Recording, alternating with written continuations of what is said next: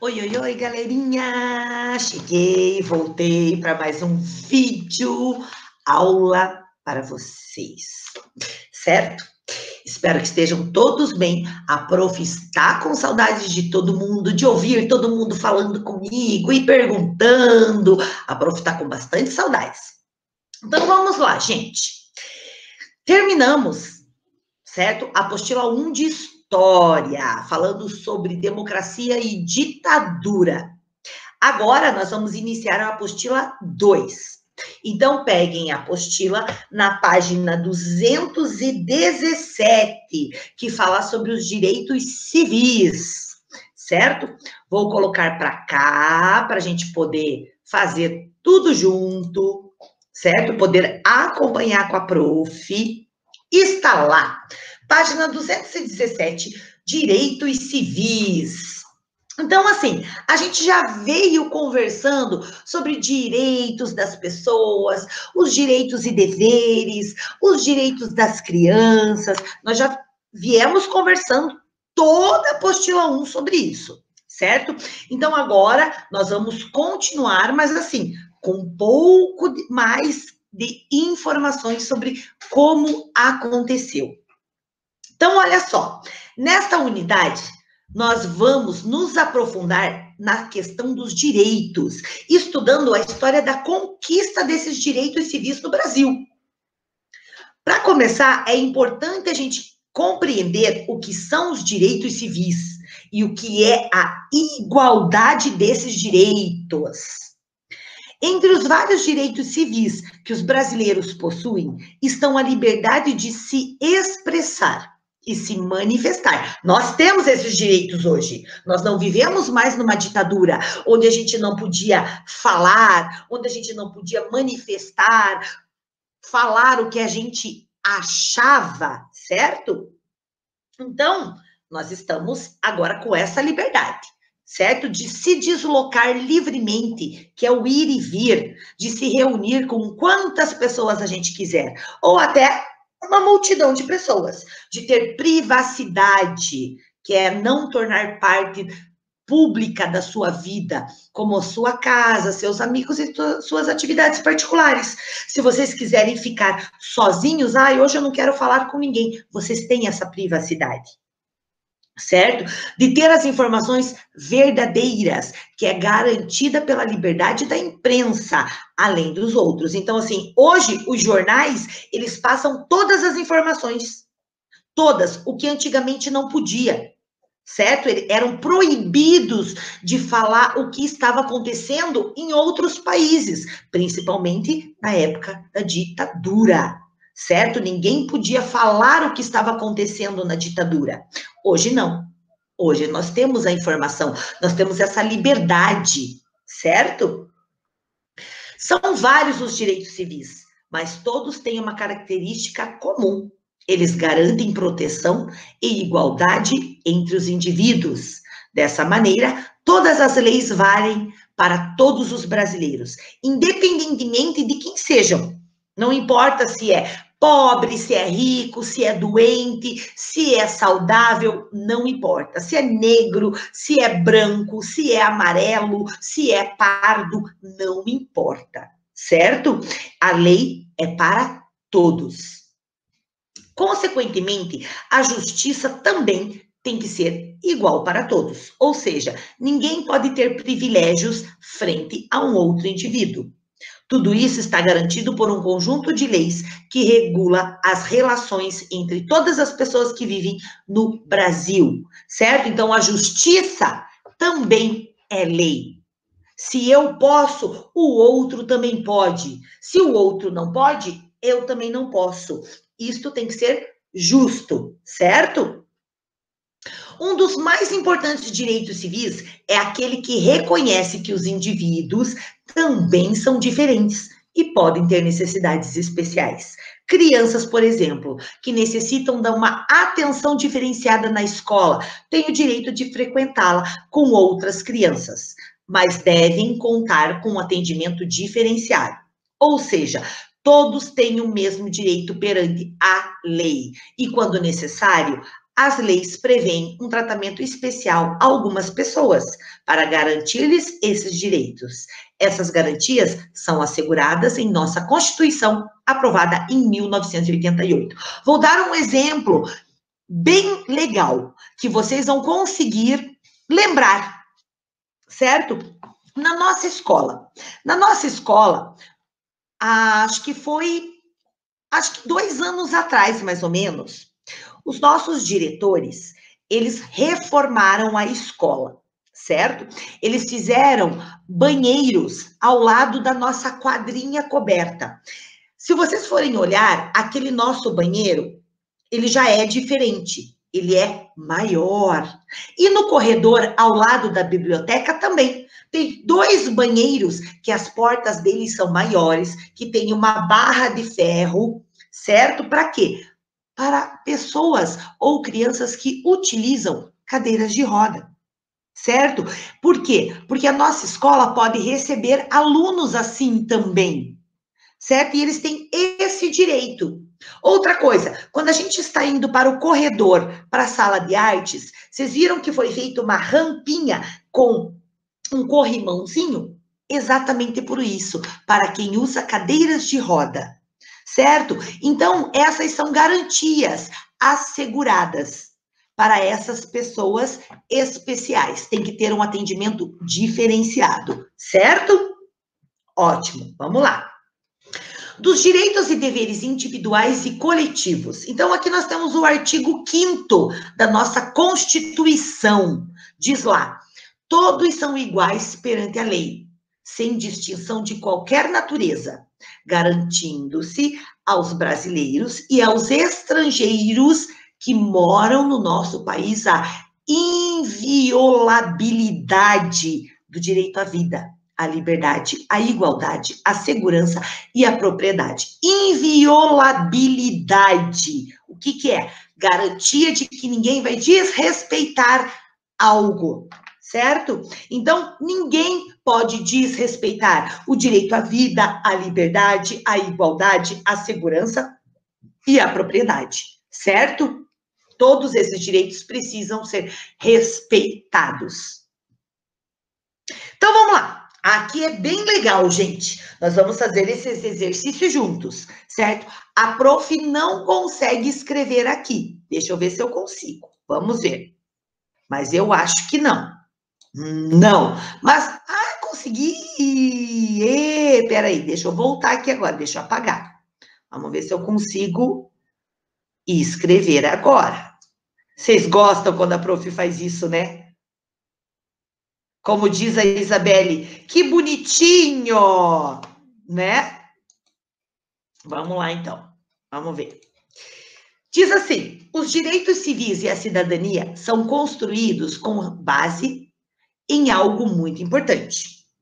Vamos descobrir o que é? Organize as pessoas em ordem numérica crescente. Crescente é 1, 2, 3 e assim por diante. E descubra a palavra que define a base da cidadania e da convivência entre as pessoas. Depois, escreva a palavra que você encontrou no campo indicado. Então, vamos ver se eu consigo escrever com esse mouse, tá? Então, de ordem crescente, é o número 1. Que letra que é? R. Vamos ver se eu consigo escrever. Escrevi. Depois é a 2. Qual será? A 2. É a E. Vamos lá. E, consegui. E a 3? É o S. Aí. O 4 é o P. Vamos lá. Aí. O 5, o E de novo. E. O 6, I. Vou colocar uma bolinha aqui em cima. Aí. O 7 é o T. E o 8? Então, qual foi a palavrinha que formou? Respeito. Então, respeito é essa base, certo? Da cidadania, dos direitos civis. É o respeito, gente. Gostaram, né? Eu sei que gostaram. Ó, até que ficou bonitinho. Vamos lá. Esses direitos nos são garantidos hoje.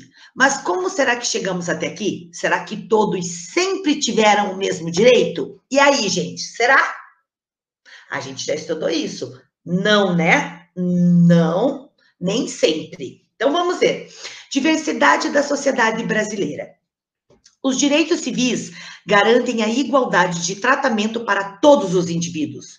Contudo, os indivíduos não são iguais entre si, pois a sociedade brasileira é composta de várias culturas. Por isso, o respeito deve ser construído dentro da diversidade, dentro dessa diferença, certo? Então, a gente tem que lembrar que no nosso país, certo? A nossa sociedade brasileira, ela tem várias culturas. Japonês, africano, angolano, haitiano, os brasileiros, os portugueses, os ingleses. E a gente tem que ter um respeito dentro disso, dentro da nossa cultura, certo? Muitos costumes do nosso cotidiano são exemplos de como esses povos estão presentes na formação da sociedade brasileira. Nosso idioma é o português, mas muitas palavras que utilizamos são de origem indígena. Por exemplo, mandioca, abacaxi, tapioca ou africana, caçula, né, que é o irmão caçula, é o irmão mais novo, axé, batuque. Todas essas são palavras de origem africana. Na culinária, na música e na arte, os exemplos são variados. A língua é um dos campos em que podemos identificar a diversidade cultural, mas ela também existe na culinária, na arte, nas manifestações religiosas, entre outros. Como a prof explicou na sala, os negros, quando estavam na senzala, eles comiam o quê? Feijoada, feijão, certo? Então, a feijoada, ela vem do quê? De origem africana. Olha só que legal, certo? Claro que depois os alemães vieram colocando os toicinhos de porco, as costelinhas de porco, então houve muita mistura, povos nisso, certo? Gerando a nossa cultura. Então, diz lá, a sociedade brasileira é composta de diferentes culturas, etnias, hábitos e valores. Então, vamos ver. E agora? O que é viver com a diversidade? O que é viver com a diversidade, gente, que está perguntando? Vamos responder, então. É ter pessoas com hábitos, o que mais? Culturas, vírgula, etnias e outras características convivendo. Então, isso é diversidade. É a gente ter pessoas com hábitos, culturas, etnias e outras características convivendo junto com a gente.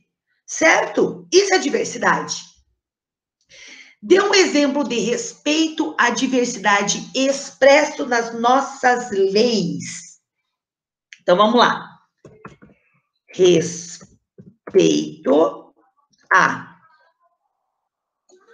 Que eu tenho que respeito a diferentes religiões. Essa é um exemplo de diversidade, certo? As diferentes religiões, certo? Ter respeito, o que mais?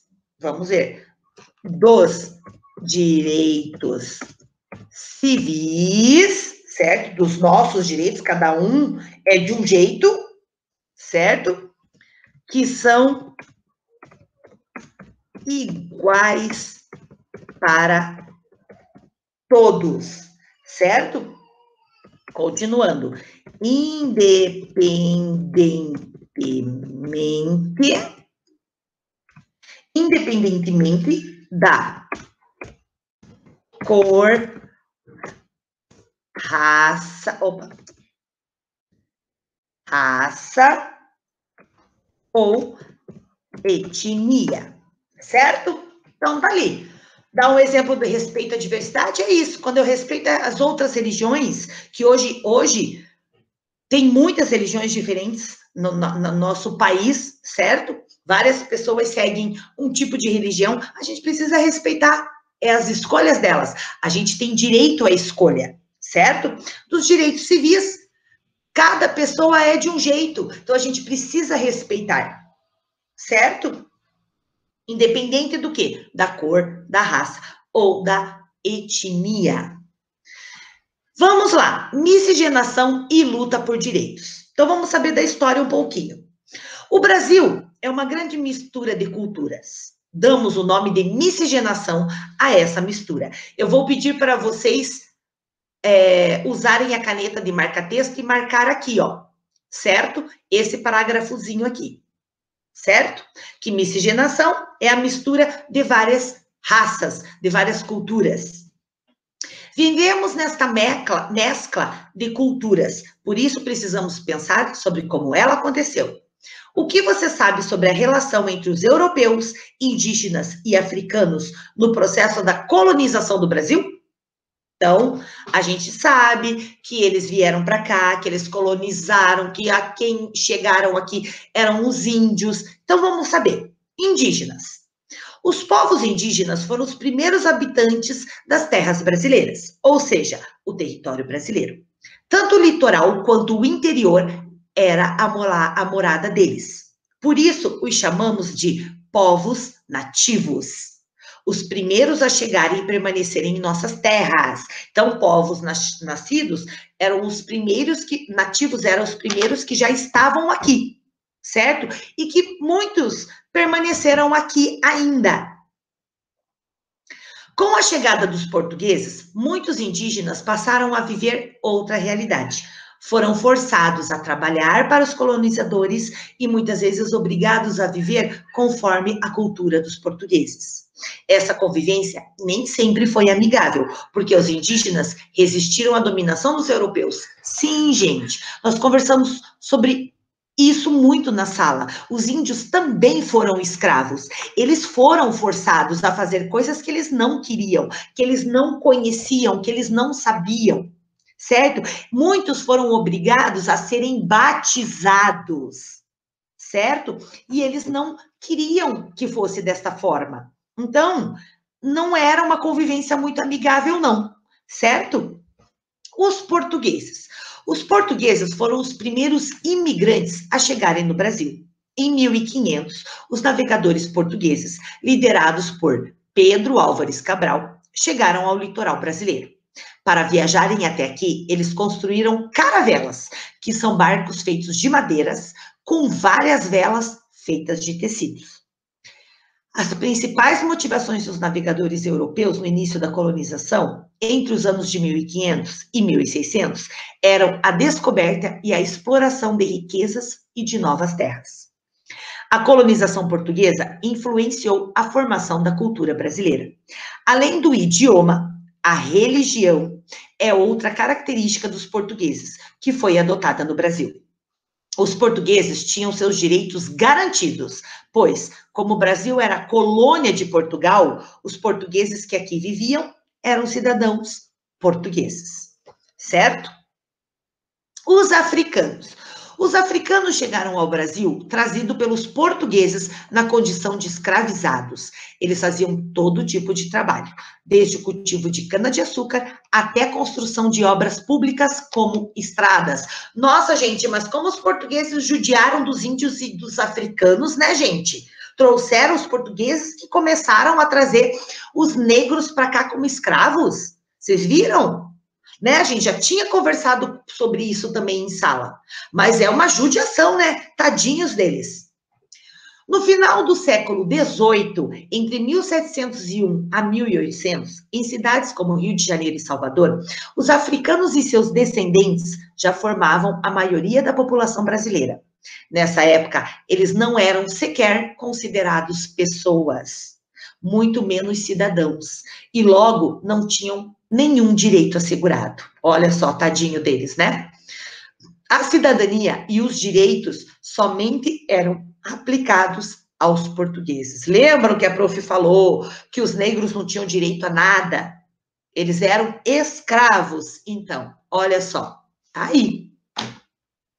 Vale lembrar que os africanos fizeram parte da construção da cultura brasileira. Sua forma de viver, as práticas de resistência, a culinária, as danças, a música, o vocabulário e as crenças religiosas são parte integrante da cultura nacional, da nossa cultura, certo?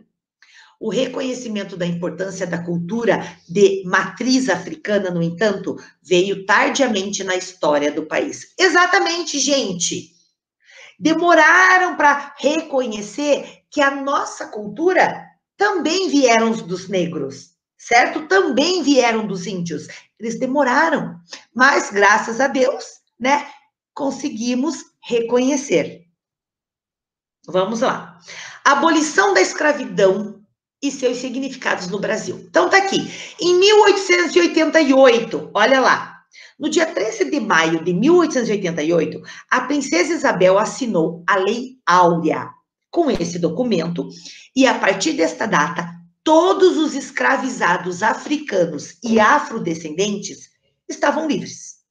Mas essa liberdade jurídica não os libertava realmente, porque havia todo um contexto social para romper os grilhões, esses problemas, ou seja, a maioria das pessoas ainda tinham preconceitos contra essa parcela da população brasileira. Então, claro, mesmo eles estando livres, eles sofreram muito preconceitos. Ninguém queria dar emprego para um negro que tivesse que pagar o negro. Certo? Então, eles sofreram muito preconceito. Eles estavam livres, mas não totalmente, porque a população era preconceituosa. Em 1951, apesar da abolição e da atuação do movimento negro em favor dos afro-brasileiros, a questão racial ainda era um problema sério no século XX. Somente em 3 de julho de 1951, durante o governo do presidente Getúlio Vargas, houve a promulgação da Lei número 1390, ou Lei Afonso Arinos, o primeiro código brasileiro que punia pessoas ao praticar atos de racismo e previa igualdade de tratamento e de direitos. Então, pensa, abolição da escravatura. Olha quanto tempo demorou para que houvesse uma lei, certo? Que era proibido as pessoas a praticar racismo, certo? Então, foi Getúlio Vargas que promulgou esta lei. Em 1985, com a lei número 7.437, ou lei KO, houve a ampliação da lei Afonso Arinos, quer dizer, ela foi modificada, foi aumentada, declarando o racismo como crime inafiançável. Ou seja, se a pessoa for presa por praticar racismo, não conseguirá sair por pagamento em dinheiro. Deverá cumprir até 5 anos de prisão. Olha aí, obrigando as pessoas a não praticarem racismo, certo? Então, não pagava-se fiança, a pessoa tinha que ficar presa. Foi assim que as coisas começaram a melhorar, que as pessoas deixaram de praticar o preconceito, o racismo. 1988, terminada a ditadura civil-militar, houve a promulgação da Constituição Federal, a chamada Constituição Cidadã, que nós já estudamos, né, gente? Com ela foi definida a demarcação das terras quilombolas, terras quilombolas eram os quilombos, onde os negros escravos que fugiam iam se esconder nesses quilombos, certo? E a proteção do patrimônio cultural afro-brasileiro. Neste mesmo ano, houve a criação da Fundação Cultural Palmares, por causa do quilombo de Palmares, Zumbi de Palmares. Vocês já estudaram a história de Zumbi de Palmares no 4º ano. Então, foi feito o quê? A criação de uma fundação cultural que leva o nome de Palmares, que é a instituição federal dedicada à questão racial no Brasil. Olha que legal, certo?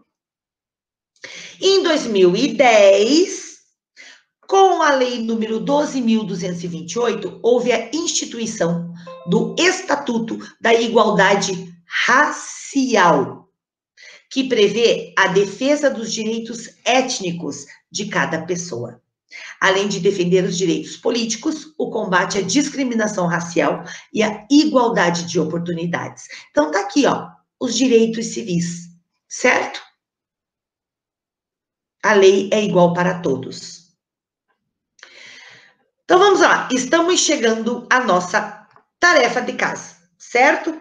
Então, paramos por aqui, porque aqui a gente já entra na questão da construção da cidadania brasileira, certo?